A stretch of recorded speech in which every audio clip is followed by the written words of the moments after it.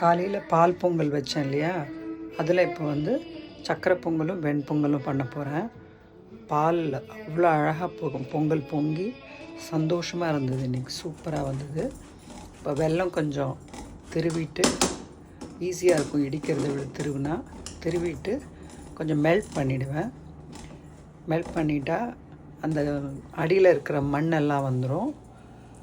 பாதி சக்கரை பொங்கலுக்கு எடுத்துக்கிறேன். அந்த குடுவை எடுத்துகிட்டு வந்தாச்சு. கூலான உடனே பாதி சக்கரை பொங்கல், பாதி வெண்பொங்கல். நான் போட்டதே ஒரு 3/4 கப்பு ரைஸு, ஜீரக சம்பா ரைஸு, 1/2 கப்பு பச்சைப்பயிறு, சிறுபருப்பு இல்லை பச்சைப்பயிறு போட்டேன். ஸோ இந்த வெல்லத்தை வடிகட்டி அதில் போட்டாச்சு. பாதி பொங்கல் தான் யூஸ் பண்ணுறேன் அந்த பானையிலேருந்து.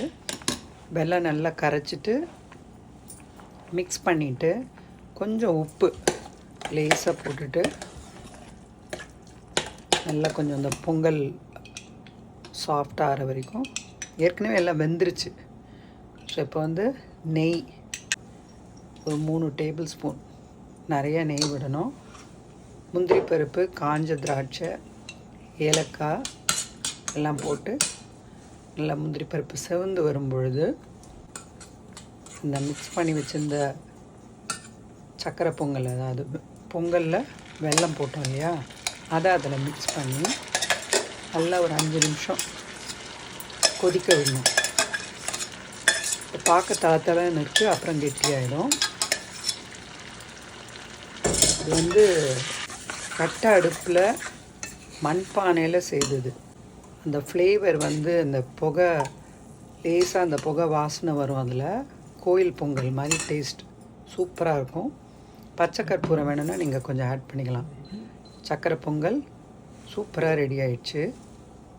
டேஸ்ட் பண்ணி பார்க்க வேண்டியது தான் இப்போ வேலை. இன்றைக்கி சக்கரை பொங்கல், வடை எல்லாம் பண்ணேன். பொங்கல்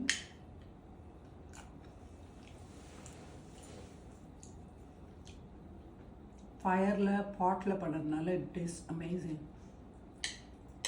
கோயிலில் பொங்கல் வச்சு சாப்பிடணும். அதே மாதிரி முண்டக்கன்னியம்மன் கோயிலெலாம் பொங்கல் வைப்போம்.